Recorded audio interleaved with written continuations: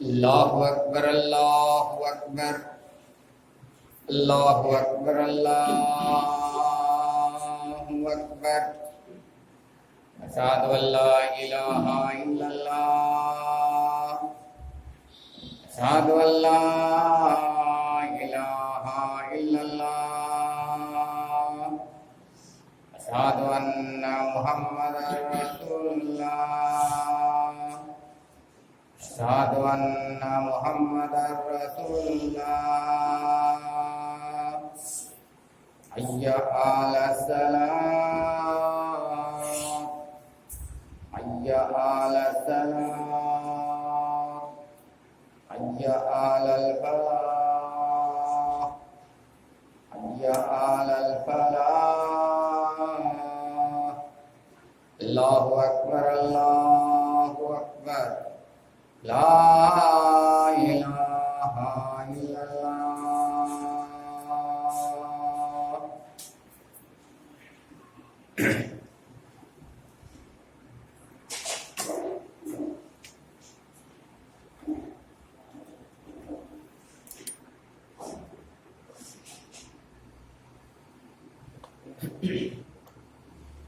الحمد لله نحمده ونستعينه ونستغفره ونعوذ بالله من شرور انفسنا ومن سيئات اعمالنا من يهده الله فلا مضل له ومن يضلل فلا هادي له واشهد ان لا اله الا الله وحده لا شريك له واشهد ان محمدا عبده ورسوله اما بعد فان خير الحديث كتاب الله وخير الهدي هدي محمد صلى الله عليه وسلم وشر الأمور محدثاتها وكل محدثة بدعة وكل بدعة ضلالة وكل ضلالة في النار.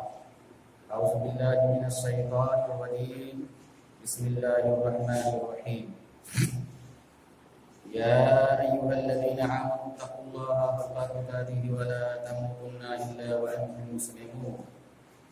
يا أيها الناس اتقوا ربكم الذي خلقكم من نفس واحدة وخلق منها زوجها وبث منهما رجالا كثيرا ونساء واتقوا الله الذي تساءلون به والأرحام إن الله كان عليكم رقيبا. يا أيها الذين آمنوا اتقوا الله وقولوا قولا سديدا يصلح لكم أعمالكم ويغفر لكم ذنوبكم ومن يطع الله ورسوله فقد فاز فوزا عظيما. بسم الله الرحمن الرحيم. إنا أنزلناه في ليلة مباركة إنا كنا منذرين فيها يفرق كل أمر حكيم. رب اشرح لي صدري ويسر لي أمري واحلل عقدة من لساني يفقهوا قولي. رب زدني علما رب زدني علما رب زدني علما. تمام قسم کی تعریفات وحدہ لا شریک خالقی کائنات مالکی ارض و سما کے لیے ہیں اور لاکھوں کروڑوں درود سلام ہو اس ہستی اقدس و مقدس پر جن کا نام نامی اسم گرامی محمد اکرم صلی اللہ علیہ وسلم ہے. وہ ذاتی مقدسہ مبارکہ مطہرہ رب العزت نے جن کی رحمت کائنات بنا کر بھیجا اور جن کے ذریعے اہل کائنات کی ہدایت اور ان کی رہبری کا بندوبست فرمایا. محمد رسول اللہ صلی اللہ علیہ وسلم اس دنیا میں اللہ کے آخری نبی آخری رسول بنا کر مبعوث کیے گئے جنہوں نے دنیائی انسانیت کے سامنے ایک مکمل نظام زندگی اور ایک مکمل نظام حیات پیش کیا ہے. قرآن نے اسے اسلام سے تعبیر کیا ہے ان دین عند اللہ الاسلام. یہ اللہ تعالیٰ کے نزدیک دین صرف اسلام ہے اور اسلام کے علاوہ جو بھی دین اور مذہب اس دنیا میں پایا جاتا ہے اللہ رب العالمین کی نظر میں اسے کوئی حیثیت و درجہ حاصل نہیں ہے. محمد رسول اللہ صلی اللہ علیہ وسلم کی نبی بننے کے بعد تمام انسانوں کے لیے ضروری ہے کہ ان کے اوپر ایمان لائے، ان کی لائی ہوئی شریعت کے مطابق زندگی گزارے، زندگی کے ہر شعبے میں اور ہر موڑ میں محمد رسول اللہ صلی اللہ علیہ وسلم کو اپنا آئیڈیل اور نمونہ تسلیم کرے۔ جو شخص ایسا کرے گا ان کے لیے کامیابی ہے دنیا میں بھی اور آخرت میں بھی، اور جو شخص اس سے ہٹ کر زندگی گزارے گا ان کے لیے ناکامی ہے، نامرادی ہے، ہلاکت و بربادی ہے دنیا میں بھی اور آخرت میں۔ قرآن کریم سے جو آیت پڑھی گئی ہے انشاءاللہ تعالی اسی کے ضمن میں گفتگو ہوگی۔ آپ کو معلوم ہونا چاہیے یہ جو مہینہ شروع ہوا ہے عربی کا، یہ شعبان کا مہینہ شروع ہوا ہے اور غالباً آج شعبان کی 5 تاریخ ہے۔ اس مہینے کے بعد رمضان کا مہینہ شروع ہونے والا ہے، یہ شعبان کا مہینہ چل رہا ہے، اگلی جو تاریخ آئے گی وہ رمضان کی تاریخ ہوگی، رمضان کے روزے شروع ہوں گے۔ یہ شعبان کے مہینے کے تعلق سے اللہ کے رسول صلی اللہ علیہ وسلم سے کیا کرنے کا حکم ہے، کیا کرنا چاہیے، اس مہینے کی کیا فضیلت ہے نہیں ہے، پھر لوگوں نے اس مہینے میں کس طرح کی بدعتوں کو ایجاد کیا ہے، انشاءاللہ تعالی اس کے ضمن میں آج کے خطبے میں باتیں پیش کی جائیں گی۔ تو سب سے پہلے آپ آئیں اور قرآن کریم کی جو آیت میں نے پڑھی ہے اس کا ترجمہ آپ سنیں۔ اللہ رب العالمین بیان کرتا ہے انا انزلناہ فی لیلۃ مبارکہ، انا انزلناہ فی لیلۃ مبارکہ، یقیناً ہم نے اس کو یعنی قرآن کریم کو مبارک رات میں نازل کیا ہے۔ ہم نے قرآن کریم کو مبارک رات میں بابرکت رات میں نازل کیا ہے۔ انا کنا منذرین، ہم ڈرانے والے ہیں، فیہا یفرق کل امر حکیم، ہر محکم بالشان معاملہ اس رات فیصلہ کیا جاتا ہے، اس رات فیصلہ کیا جاتا ہے۔ یہ قرآن کریم کی آیت کا ترجمہ ہے۔ انشاءاللہ تعالی قرآن کریم کی اس آیت کو قرآن کریم کی دوسری آیتوں سے ہم سمجھنے کی کوشش کریں گے۔ یہ قرآن کریم کی آیت کا ترجمہ ہے۔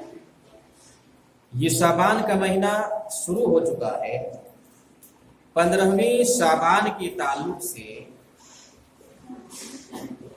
بہت سارے لوگوں نے بہت کچھ ایجاد کر لیا ہے اور بہت کچھ کو انجام دیتے ہیں عبادت کے نام پر، بہت کچھ وہ کرتے ہیں۔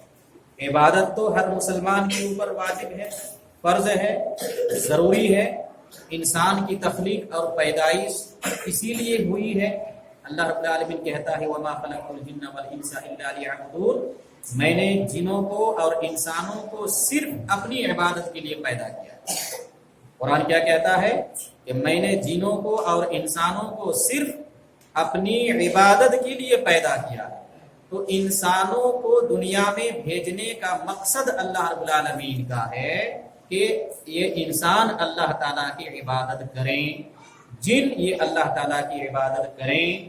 اسی لیے اللہ رب العالمین نے جنوں کو بھی پیدا کیا ہے اور انسانوں کو بھی پیدا کیا۔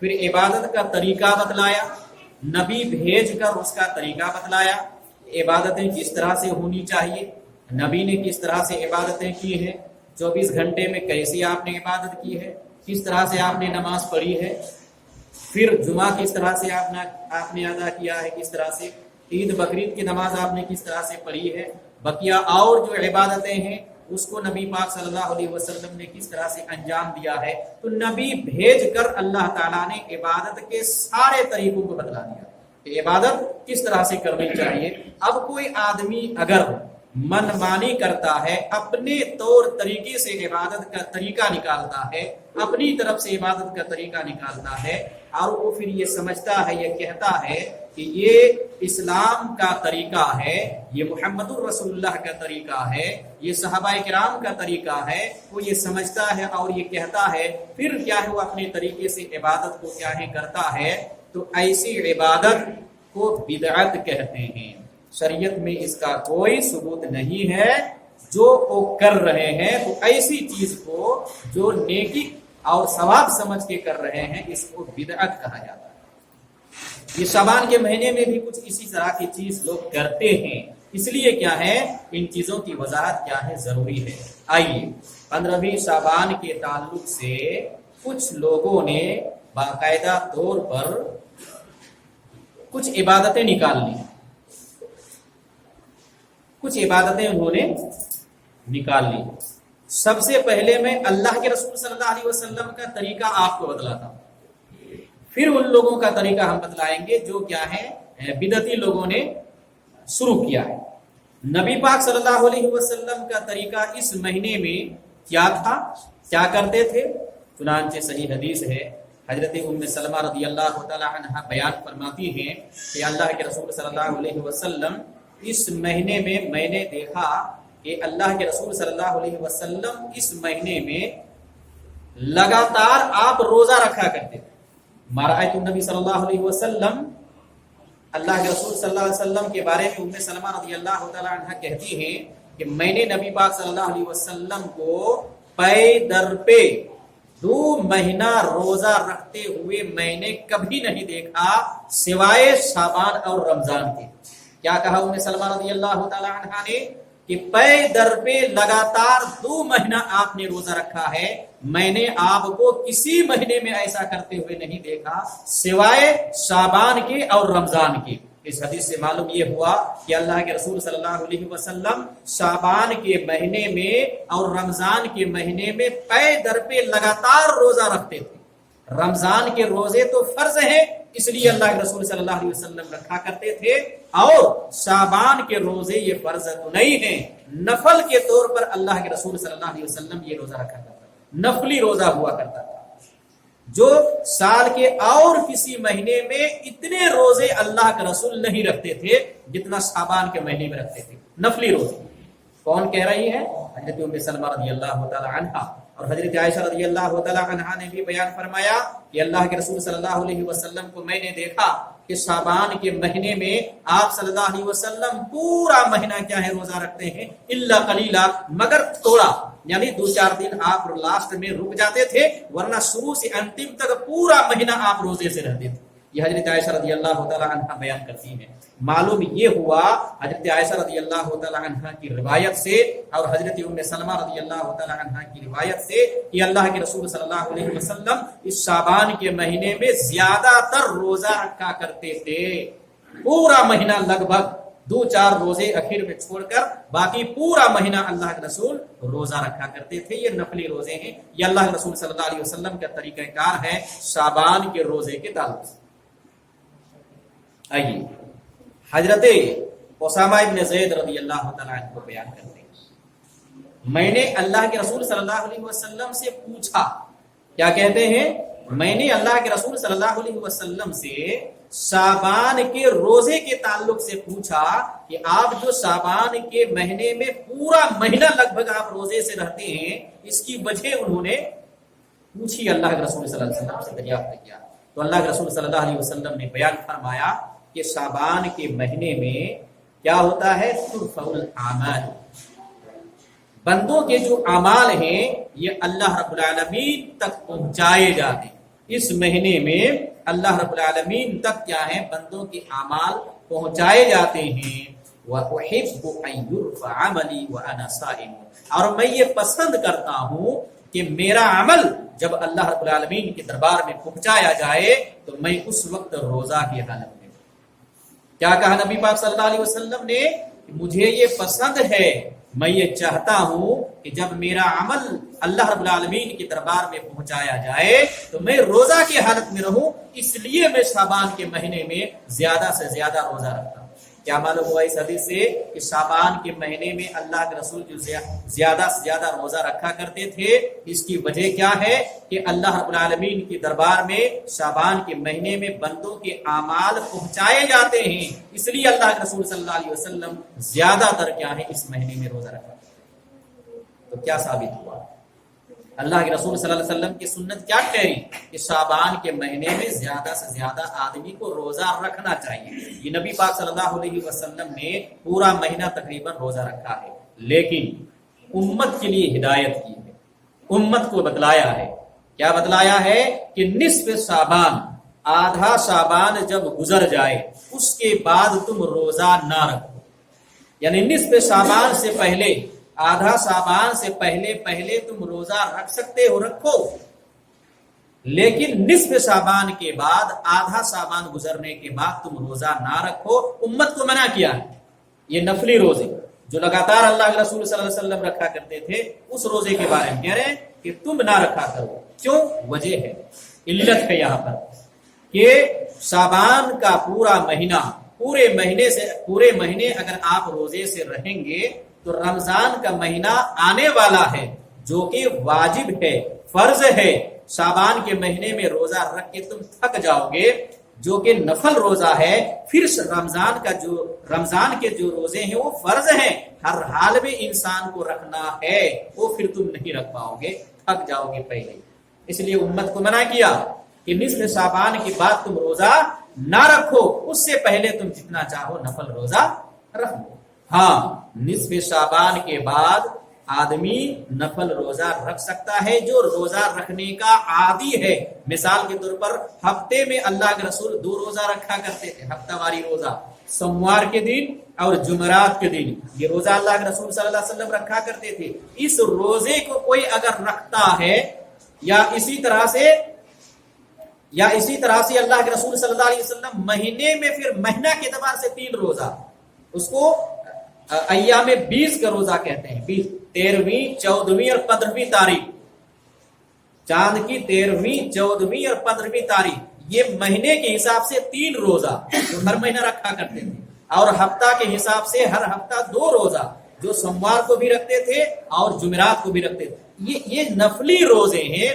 इन रोजों के कोई अगर आदी है, कोई अगर बंदा ये नफली रोजे हर हफ्ता 2, हर महीने फिर वो 3, इस तरह से अगर वो रखते हैं तो 15 शाबान के बाद भी हफ्ता चूंकि उनका आ रहा है तो वो ये हफ्ता वाली रोजा रख सकता है। लेकिन ये लगातार जो रोजा अल्लाह के रसूल सल्लल्लाहु अलैहि वसल्लम नफली रोजे रखा करते थे, उसके ताल्लुक से अल्लाह के रसूल कह रहे हैं ये रोजा तुम निस्फ शाबान के बाद ना रखो, उससे पहले रखो। क्या मालूम हुआ कि उम्मत के लिए है कि आप निस्फ शाबान, आधा शाबान से पहले तुम कंटिन्यू रोजा रख सकते हो, नफली रोजा रखो, उसके बाद तुम इसका एहतमाम कंटिन्यू वाला ना करो, क्योंकि रमजान का महीना सामने आने वाला है, वहां फिर तुम नहीं रख पाओगे, थक जाओगे पहले। लेकिन अल्लाह के रसूल सल्लल्लाहु अलैहि वसल्लम रखते थे।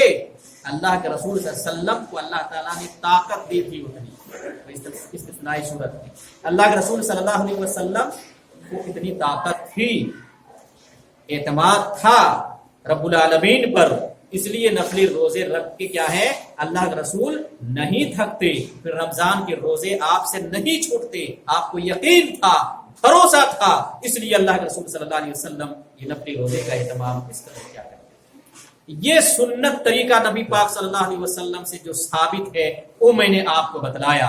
कोई अगर अमल करना चाहे तो इस तरह से वो अमल करें। आइए अब मैं आपको बतलाता हूं कि मौजूदा दौर में और अभी से नहीं, काफी दिनों से क्या है ये चल रहा है कि शाबान के महीने में 15वीं तारीख को, जो आज 5 तारीख है, 10 दिन के बाद 15 तारीख आएगी, उसमें लोग धूमधाम से क्या है ईद की शक्ल मनाते हैं, बहुत सारे खुराफात करते हैं, रात को जागते हैं, शबे बरात का नाम दिए हुए हैं, उसमें जाग कर इबादतें करते हैं, फिर चिरागा करते हैं, आतिशबाजी करते हैं, कब्रस्तान जाते हैं प्रोग्राम बनाकर, और हलवा पूरी वगैरह खाने का जो है ये सारा कुछ क्या है वो पकाते हैं और खुशी मनाते हैं। इसमें कहीं कोई सबूत हदीस रसूल से इसका नहीं मिलता है।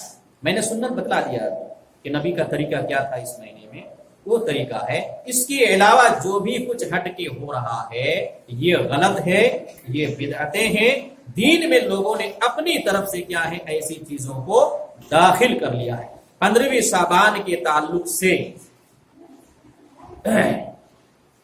जो लोग रात में इबादतें करते हैं, बड़ा दर्जा देते हैं, ये शबे बरात है, आज की रात मगफिरत की रात है, बख्शिश की रात है, इसलिए उस रात बड़ा एहतमाम करते हैं और बड़े एहतमाम के साथ लोग इबादतें करते हैं। रात भर तकरीरें होती हैं, नात खानियां होती हैं, कब्रस्तान जाते हैं, پھر کھانا بنتا ہے، یہ سارا کچھ کیا ہے؟ خرافات ہوتے ہیں، آتش بازیاں ہوتی ہیں، چراغاں ہوتا ہے، یہ سب کچھ کیا ہے؟ اس دن کرتے ہیں۔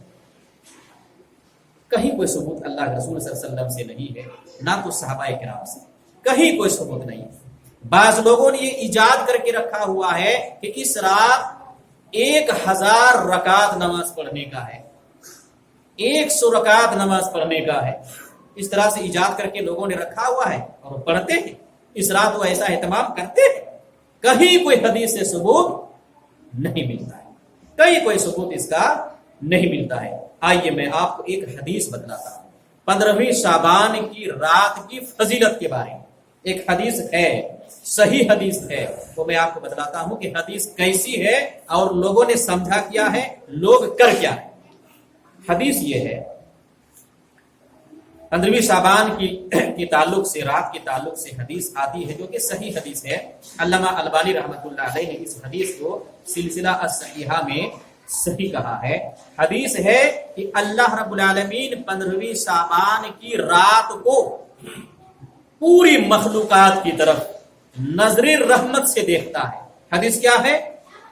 اللہ رب العالمین 15ویں شعبان کی رات کو اپنی پوری مخلوقات کی طرف نظر رحمت سے دیکھتا ہے، رحمت کی نظر سے دیکھتا ہے، اور دیکھنے کے بعد اپنی پوری مخلوقات میں سے سب کو معاف کرتا ہے، بخش دیتا ہے ان کی گناہوں کو۔ 15ویں شعبان کی رات، نصف رات، 15ویں شعبان کی رات، یہ حدیث ہے۔ پھر آگے بیان فرماتے ہیں اللہ کے رسول، الا للمشرک، مگر جو مشرک ہے، جو کافر ہے، اللہ کے ساتھ شرک کرتا ہے، کفر کرتا ہے، اس کو اللہ رب العالمین معاف نہیں کرتا ہے۔ پھر اس آدمی کو اللہ رب العالمین معاف نہیں کرتا ہے جو اپنے دل میں دوسرے مسلمانوں کے خلاف حسد، کینہ، بغض رکھے ہوئے ہیں، اس آدمی کو بھی اللہ رب العالمین اس رات معاف نہیں کرتا ہے۔ یعنی دو طرح کے لوگوں کو اللہ تعالیٰ معاف نہیں کرتا ہے، ایک مشرک اور ایک وہ آدمی جو دل میں ایک دوسرے مسلمان کے خلاف بغض، کینہ، حسد رکھا ہوا ہے۔ یہ دو طرح کے لوگوں کو اللہ تعالیٰ معاف نہیں کرتا ہے، باقی سارے لوگوں کو اللہ رب العالمین اس رات معاف کرتا ہے۔ یہ حدیث ہے اور صحیح حدیث ہے۔ آپ نے سنا کہ اللہ تعالیٰ 15ویں شعبان کی رات کو نظر رحمت سے پوری مخلوقات کی طرف دیکھتا ہے، ان کے گناہوں کو بخش دیتا ہے، سوائے دو قسم کے آدمی کے، جو مشرک ہیں اور جو کیا ہے، اپنے دل میں مسلمانوں کے خلاف کینہ، بغض، حسد رکھے ہوئے ہیں، ان کو اللہ معاف نہیں کرتا ہے۔ یہ ثابت ہوا حدیث۔ اب لوگ جو موجودہ دور میں کر رہے ہیں، اس سے یہ نہیں پتا چل رہا ہے کہ 15ویں شعبان کی رات اہتمام کرنا ہے عبادت کرنے کا، اہتمام کرنا ہے نوافل 1000 پڑھنے کا، اہتمام کرنا ہے نوافل 100 پڑھنے کا، کہیں سے اس کا ثبوت نہیں ملتا ہے۔ اللہ رب العالمین بندوں کی طرف دیکھتا ضرور ہے، معاف ضرور کرتا ہے، لیکن یہ عبادت کا جو طریقہ لوگوں نے اپنایا ہے، نکالا ہے، اس کا ثبوت حدیث رسول سے نہیں ملتا ہے۔ اور صرف 15ویں شعبان ہی کے تعلق سے یہ اللہ تعالیٰ معافی کا اعلان نہیں کرتا، اور بھی ہیں۔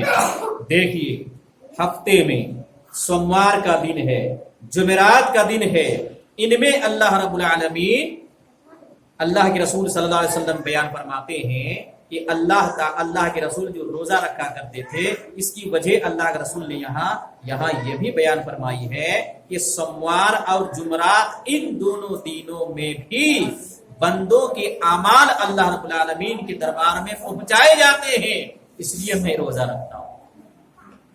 یہاں ایک عمومی حدیث اللہ رب العالمین، ایک عمومی حدیث اللہ رب العالمین ہر رات، صحیح مسلم کی حدیث ہے، ہر رات، ہر روز، ہر رات سمائی دنیا، آسمانی دنیا تک اللہ تعالی آتا ہے۔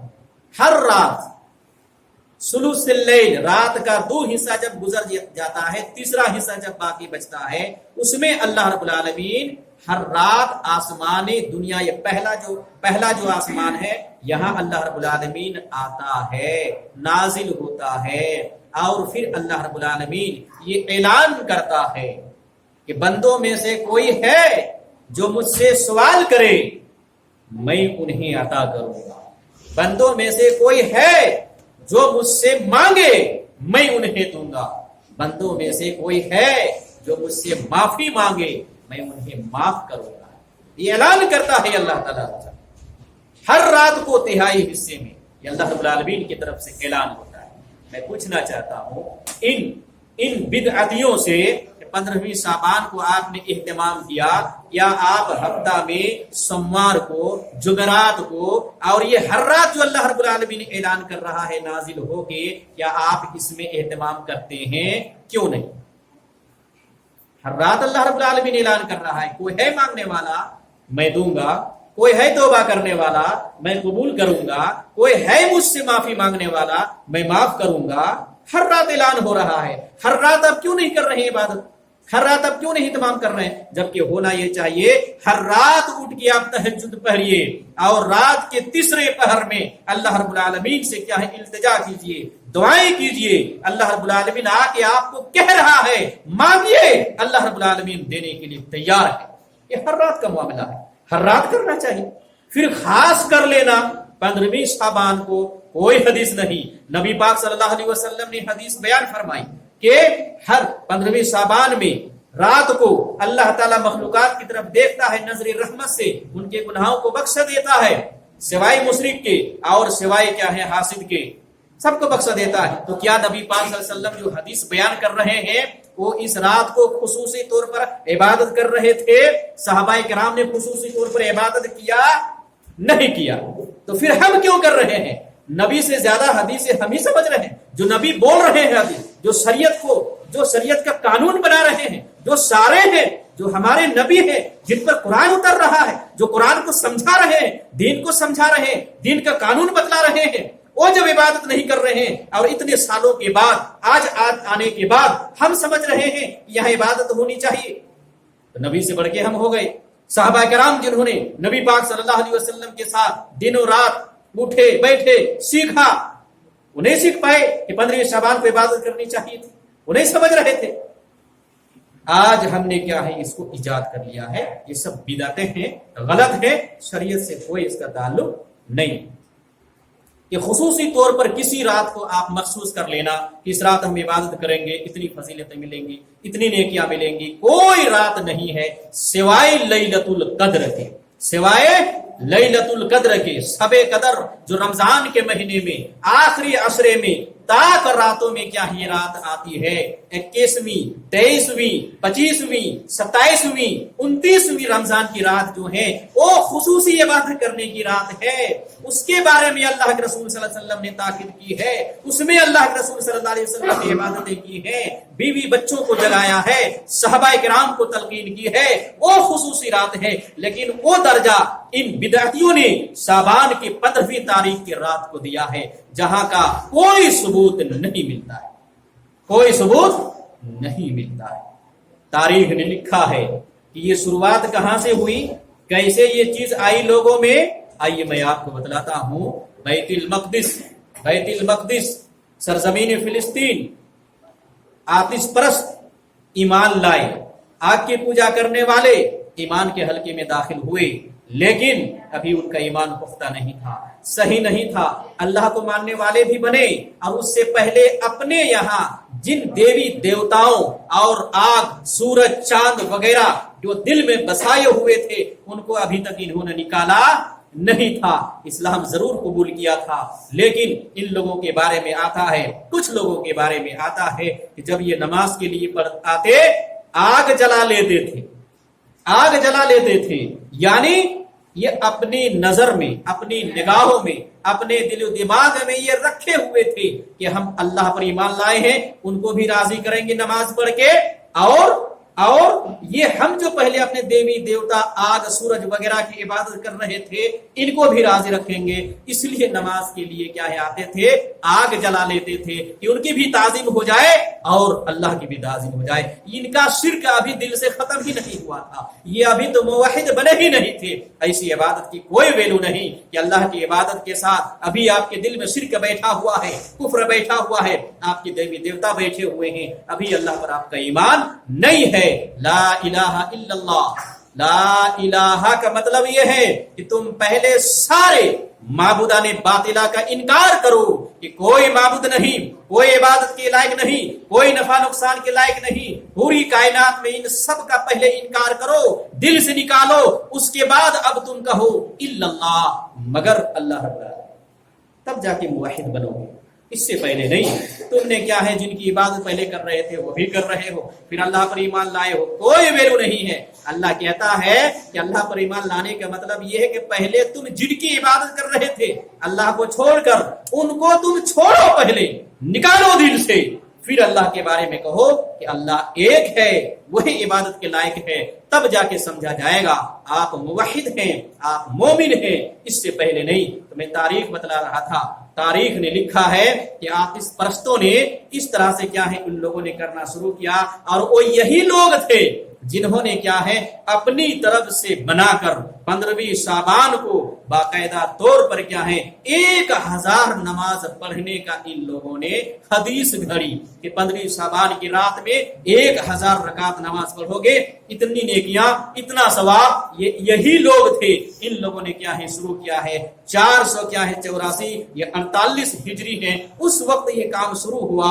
اور اس وقت سے آہستہ آہستہ کیا ہے رواج پاتا گیا، لوگ کیا ہے شریعت کو چھوڑ کر اس میں ڈھلتے گئے، اور ان کی آج ایک بڑی خاصی تعداد کیا ہے موجود ہو گئی۔ میرے بھائی بزرگ دوست، کوئی تعلق نہیں شریعت سے، 15ویں شعبان کے تعلق سے بتلایا، عبادت کرنے کا کوئی ذکر نہیں ملتا ہے، جو کچھ حدیث میں ہے وہ میں نے آپ کو بتلا دیا۔